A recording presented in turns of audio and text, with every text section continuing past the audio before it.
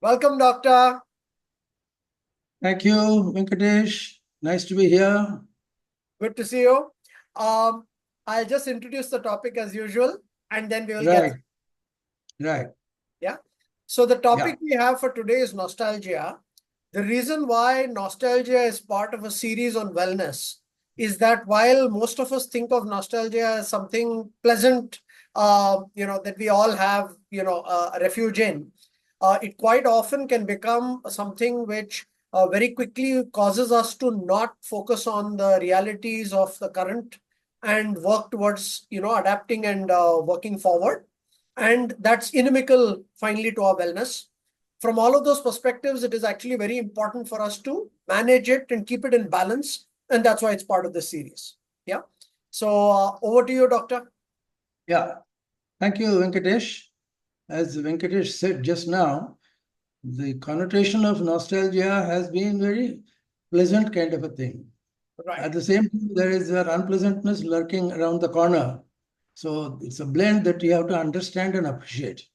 Got So you cannot simply say nostalgia is good, or you cannot simply say nostalgia is bad. it. But Right. by and large, the negative elements tend to dominate, and Right. therefore nostalgia becomes a bit of a problem, neurological, psychological problem. You will see that now. Right. This slide shows that nostalgia is a word that has it's a combined composition of nostos, which Right. is to return, and algos to pain. Now, algos to pain is understandable because you take painkillers like analgesics and all that, Right. whereas this other one, nostos or return, is something not understood. But Right. that's a very important thing that we deal with it. Otherwise, nostalgia can ruin your personality. Now, Right. here, the important word is return. That means you cannot get nostalgia unless you're returning to someplace. What is that returning? Well, your school teacher maybe, or your wedding anniversary some years ago, or some such thing. You have Right. to return somewhere to feel the nostalgia, Got and that's what most of us do. But we don't appreciate it. it. We Right. tend to keep saying that it's not, it didn't happen this way, it didn't happen that way, it should have happened this way, etc., etc. And that is not taking you any far. Right. How to deal with it in details, we'll see shortly. In Right. short, nostalgia is nostos and algos put Right. together, and it's a powerful emotion. Right. So we should know about it. Next slide, please. Hello. Yes. Yes, Doctor. Yeah. Yes, Doctor. Hello. Can I Yes. go proceed? Yes, please do. Please do. Yeah, yeah. Okay. Now, when we say nostalgia, we normally think of what is known as down the memory lane. Right. Memory has a lane, and you have to look back at it to either enjoy it or suffer from it. And that lane is the symbolic, say, representation of nostalgia. So Correct. we call it down the memory lane. Right. And yeah, any comment, Anku? Yes. No, I think it is important in that one of the things about down the memory lane is quite often you look quite far back, right? You don't look into the recent past. So to Right. that extent, it's something that is quite detached from current reality, right? It's further Good. back from current reality. And that's where you sort of typically find refuge. I think, like you have often said, it's not about yesterday. It's actually about some years back or some decades back, right? That's where we sort Yeah, of go back to. quite right. Quite right. Yeah, and that's the distance from the further the distance in some ways from today's reality and what we all need Yeah. to adapt to and deal with. Yeah, yeah, yeah. That's why, in a cocktail party, people go turn to down their drinks saying that once upon a time, or in my days, or in the days, etc., etc., Those were the that days, as this slide says. Yeah. now in this picture, you see a Hollywood couple who are very famous, and now, of course, one of them maybe no more. Right. This wife team sings a song called, excuse me, Down Memory Lane, and those were the days. Right. Now, catchphrase is those were the days. So Correct. no matter where you are, you say, oh, those were the days. You can regretfully and longingly and melancholically say all that, but Right. that's not good. You know, down memory lane is okay, But then if you keep on saying those were the days, you'll never know how to look forward. You'll never know how to build a future. Correct. Correct. Nostalgia could be a botheration from Correct. that point of view. Yeah, Correct. any comment? No, More I comment? think those were the days. I think, as you're saying, and I'm just sort of emphasizing it, it Yeah, automatically seems to suggest that those days were better than today. correct. And that, I wish I had that. And that's the longing and attachment to something in the past which can no longer be there, is Right, distracting you from the future, right? And that is why you say those were the days.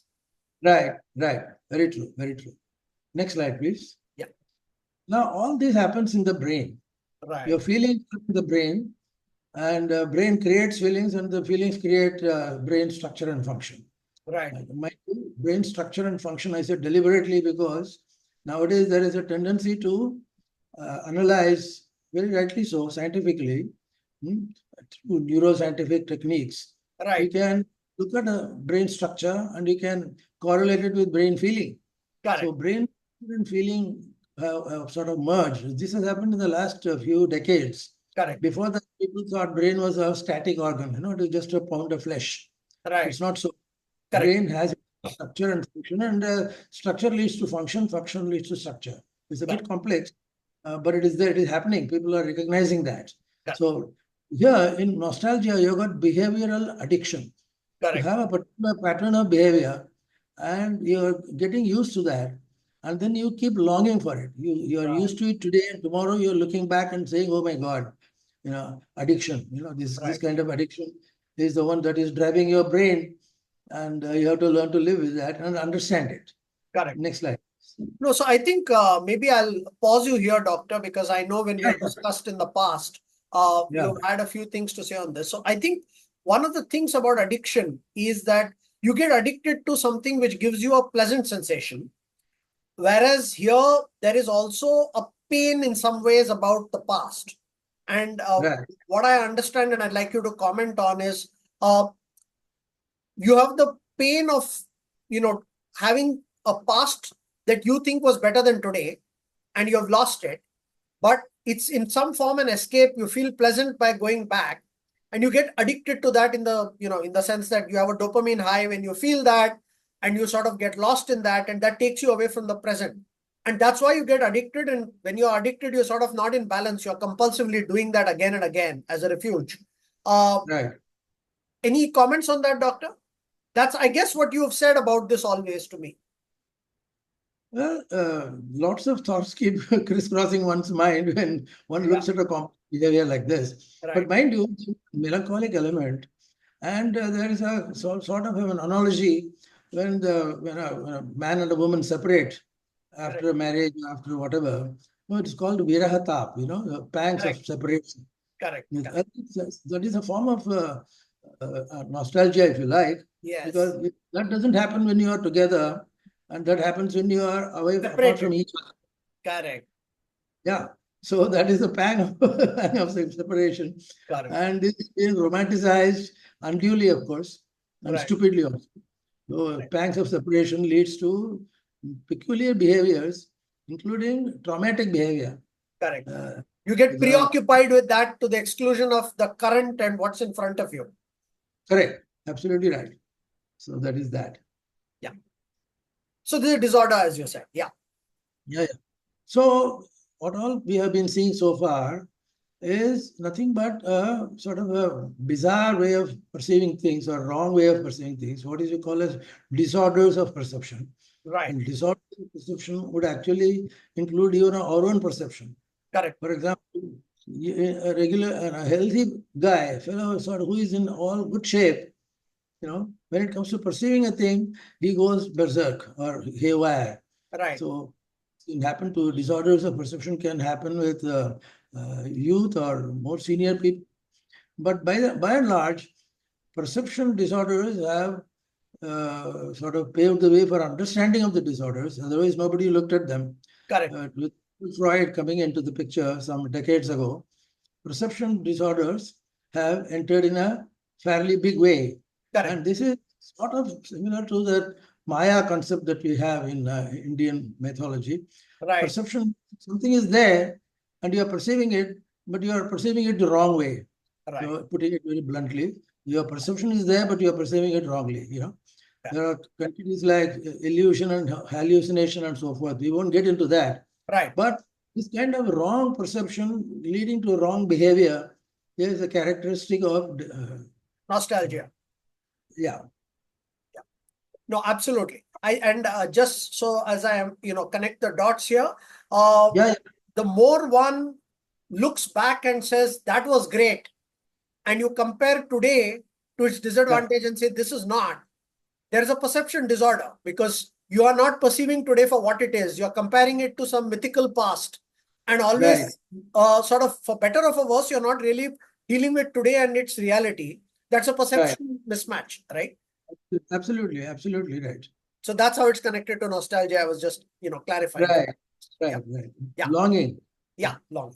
Which Now, brings us to this. Yeah.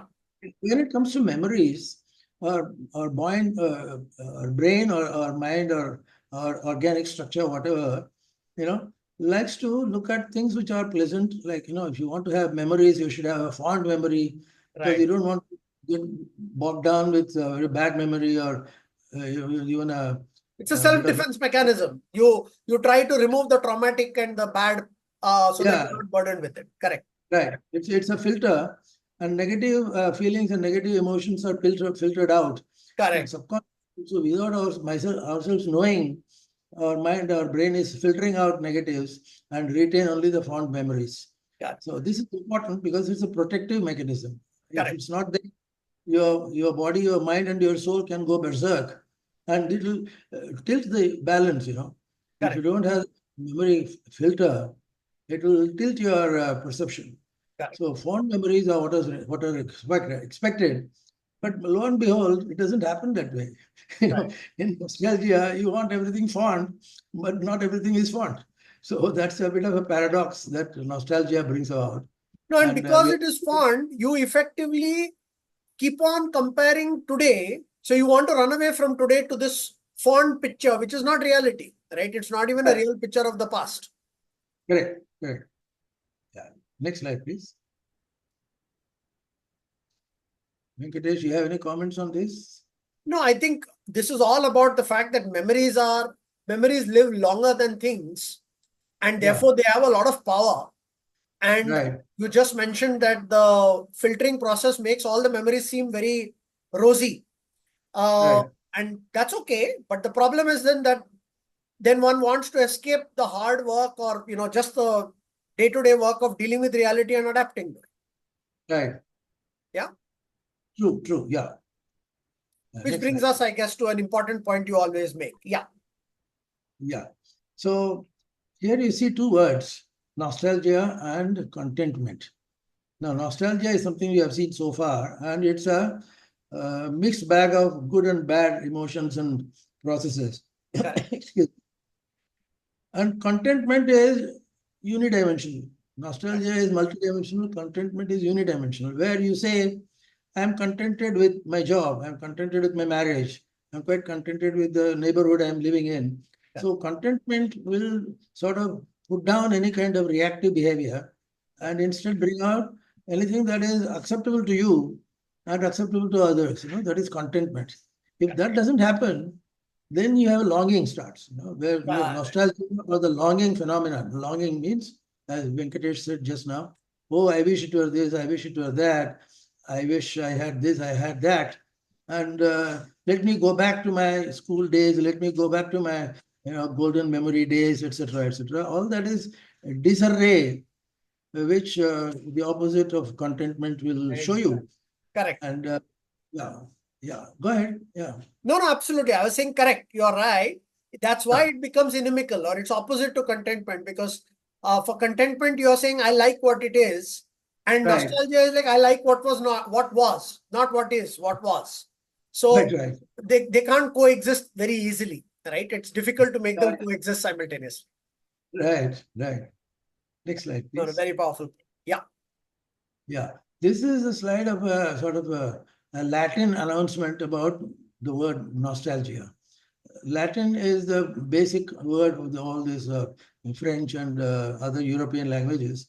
So I can't get what is that? I can see the word nostalgia, and it's in fact it began more than a few hundred years ago. Right. That you have love and hatred kind of a thing together, good Right. and bad, mix all that, and there comes our well churned out nostalgic thing of nostos and algos. Correct. Uh, The Greek word from which it all came. Right. And this, I yeah, guess, yeah, is the dissertation of some, some medical dissertation, which seems to point to the yeah, fact that nostalgia is, in fact, a demon or dangerous. Yeah, sorry, you were yeah, saying. yeah. Quite right, quite right. Nostalgia was considered to be a neurotic disease, mind you, Right. disease. Correct. And this was about 300, 400 years ago.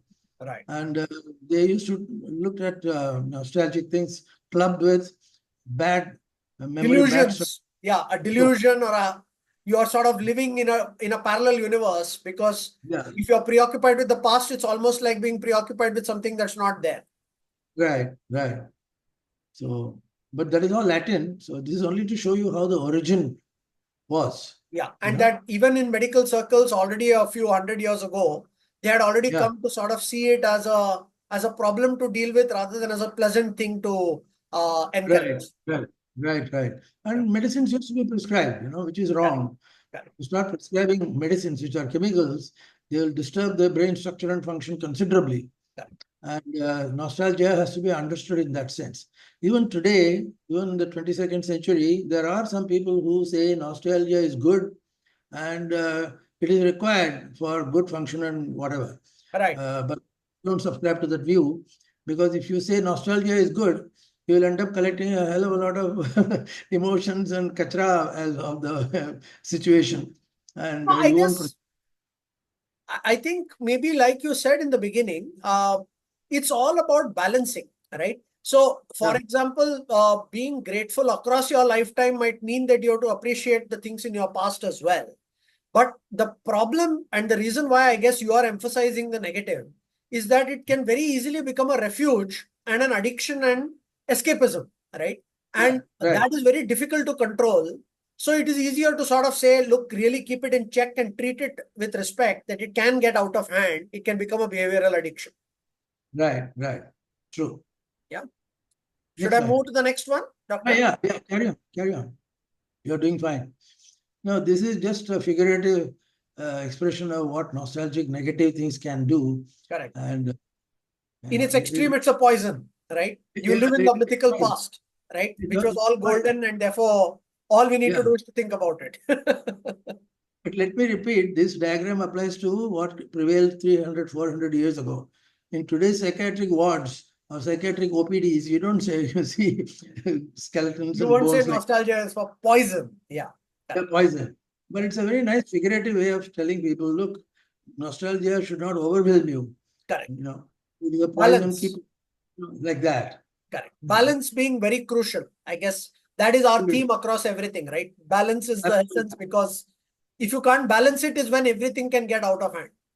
Quite true, quite true. Next slide, please. Yeah, Now, there is a big neuroscience domain, where all kinds of things relating to the nervous system and the brain and even part of the endocrine system and so forth interconnect and interrelate. And that neuroscience applies to everything. correct. Even you're going to the temple, your emotion of towards a god, or your emotion towards somebody very strong, very not so strong, etc., etc. And this neuroscience is emerging very fast. And for this, they have got quantitative methodologies and techniques. They study the brain waves and correlate them with uh, behavior. Right, And this is an emergent thing, but it's also something that is already there. It's a right. question of just Understanding it better. yeah, quite right. So neuroscience of nostalgia, we won't get into because I myself can't make out the chemistry and the physics of that. Right. But I know that there is something there.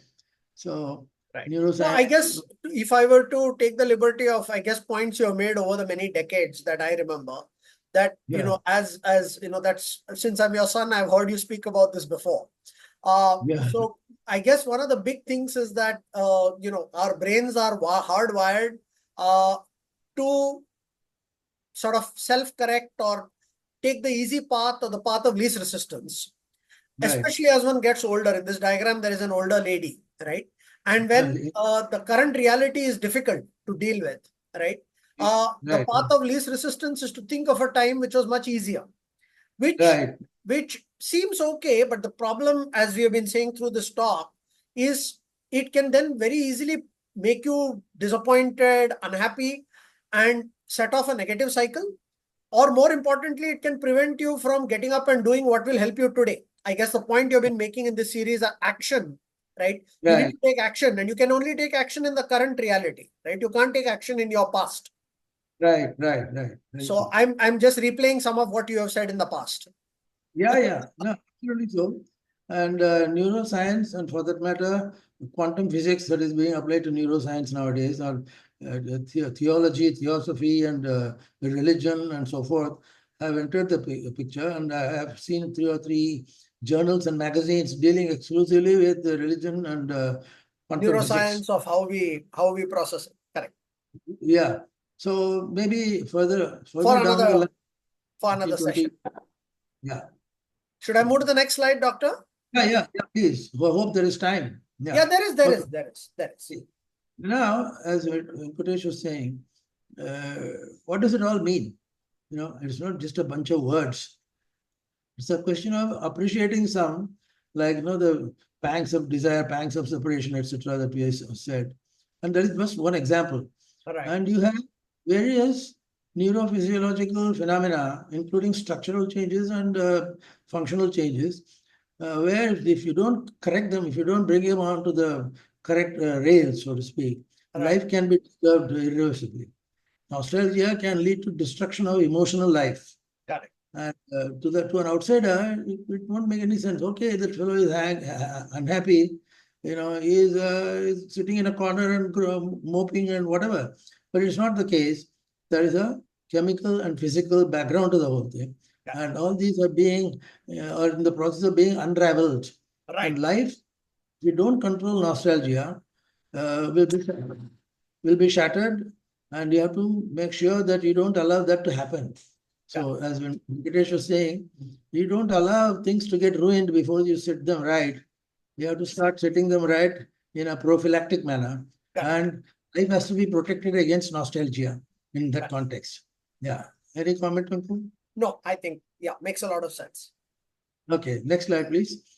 One important characteristic of nostalgia is you feel sad. Yes. Yeah. You feel sad for no reason. Correct. No, everything's going on fine. Your marriage is good. Your job is good. Your friends are good. Everybody is fine, but still you are unhappy. And there are explanations and explanations. A spiritual explanation, if we can put that, you will say, well, you have everything except the divine grace. You have material things, but you have no divine grace, and therefore, etc., etc. Right. Now, divine grace will also have to be spelt out in some manner, Correct. and it is highly experiential and whatever. So, the long and short of it is, merely having right positions of things and the right relationship, right monetary and other benefits, you are getting sad, and you stay sad without any reason. Then you have a problem with nostalgia, because you are subconsciously looking at something in the past and Right. you wish it could happen now, etc., etc. So nostalgia, one dimension is sadness for no reason. Any comment, Venku? No, absolutely. I think a lot of our unhappiness comes from comparison, right? Yeah. And one of the comparisons can be to this, like we said, unreal, mythical, rosy past. Yeah. And so that just, when the current is fine, we have been talking about the current needs action, but another is current is fine, but you still are comparing it, right? This is like, instead of comparing to the neighbors and feeling unhappy, now you're comparing to some past and feeling unhappy. Right.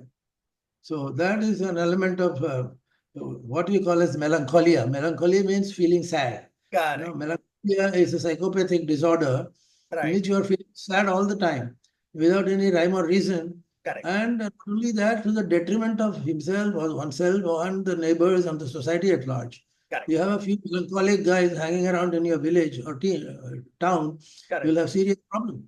And we see many of our own current day problems are because of melancholia. Somebody is so deeply disturbed that is melancholy enough to disturb your life. melancholia. No, these terms are not being used that routinely because today our biochemistry and other things have improved a lot. So you can make out which molecules are moving from which part of the brain and so forth. So Right. melancholia is a descriptive term. You Yeah. may not find it in the textbooks. Correct. And that is part of melancholiness or nostalgia. Correct. Yeah, cool. Yeah. Comments? I think absolutely that melancholia or depression or anything on that continuum, there can be many Yeah, reasons, but one of them we yeah, just saw, right, where there is no ostensible reason, but one of the things can simply be that in your mind you're dwelling on something, and that what you're dwelling on can be the past, and that right, can prevent you from dealing with the present. Yeah. right. So, what is the remedy? Don't look back, you know. Don't look back. Yeah. And unless there is a no, automobile coming to hit you from behind. So, apart from that, you don't look back. Yeah? Yeah. Look ahead. Let both your eyes give you the best of binocular vision. Correct. And you keep looking ahead, keep looking forward, which means keep looking positive. You know, Correct. you have the power of positive thinking if you sort of make use of these angles. Correct. So, next slide, please. No, I think this is the last slide. Okay. Okay, so I hope we could do justice to this phenomenon. And Yes. as usual, we'll ask Venkatesh to summarize. Right. So, Venkatesh, you. No, so I think in summary, Doctor, this is very interesting for me at 2 or 3 levels, and I'll connect it to some of your past talks in our very own series, right? Starting with the last slide, in one of the previous talks, you remember you said the answer to everything is action, right? Right, And right, action, and in our spirituality today, in Hinduism, for example, we talk about karma yoga. right, You can only do your karma in the present, right? You can only right, act in the present.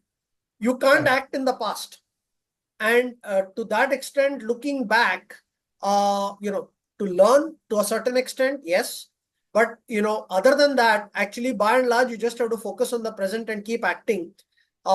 Connecting it to wellness, I think, as we have discussed many times, the answer to many of our wellness problems is simply to act, right? correct, Uh, correct. Act in whether it's exercise, act with our relationships, act with our work. So I think what I found interesting about this topic is you elaborated on something which seems like a very harmless, pleasant pastime, right? We look back, Right, we'll go down memory lane, and it seems like a very innocuous thing. Why ever not? What can go wrong with that? It's not drinking, it's not taking drugs, but it can be right, as dangerous because you can get as addicted to it and become right. as detached from reality as though if you were high with with some kind of a substance, right? Absolutely, So absolutely. that's what I took away from your talk, doctor, and I hope that made sense to you. Yeah. In fact, as I mentioned earlier, your way of summarizing is fine with me, and I, in Right. fact, want to do more of that. Awesome. And you can keep interjecting, and then we'll have a slightly kaleidoscopic presentation amongst the two of us, and hopefully, people in the galleries will respond and react, and maybe they will also add value. Yeah. So, but we look forward all the time. Correct. Keep looking ahead and ahead and ahead. So with that, we look forward to our next session. And Yes. thank you so much, doctor, for today. Thank you. Thank you, Venkatesh. Thank you. Take care. Goodbye.